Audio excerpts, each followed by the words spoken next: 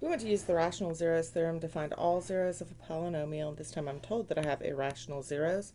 I love it when they give me those clues.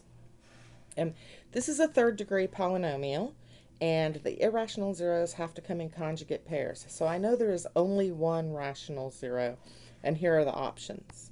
Plus or minus 1, plus or minus 5, plus or minus 1/2, and plus or minus 5/2.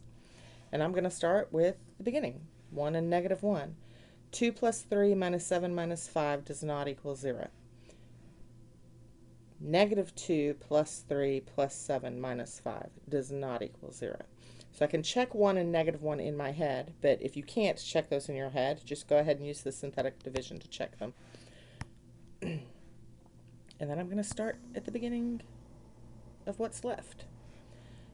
2, 3, -7, -5.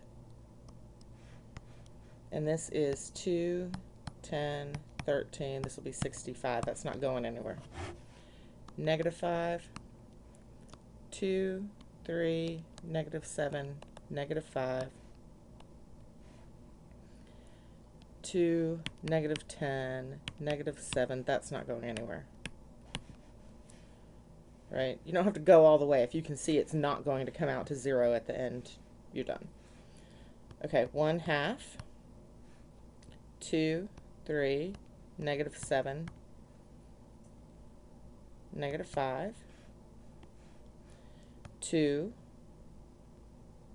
1, be careful with fractions, 4, 2, -5. It's tempting to think that's going to work, but it's not. -5/2.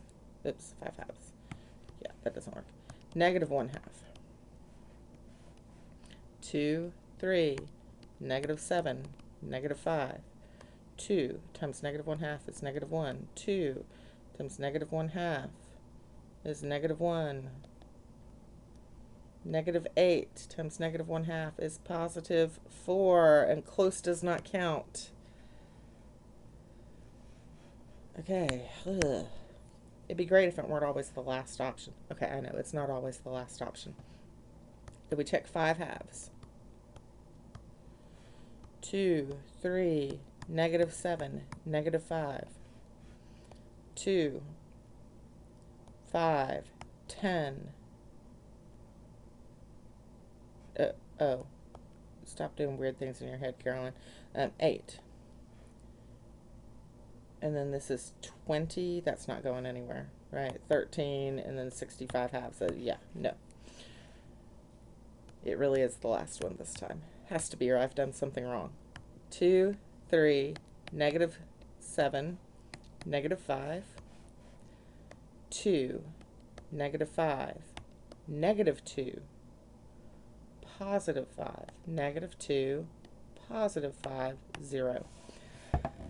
-5/2 is one of the zeros. Okay.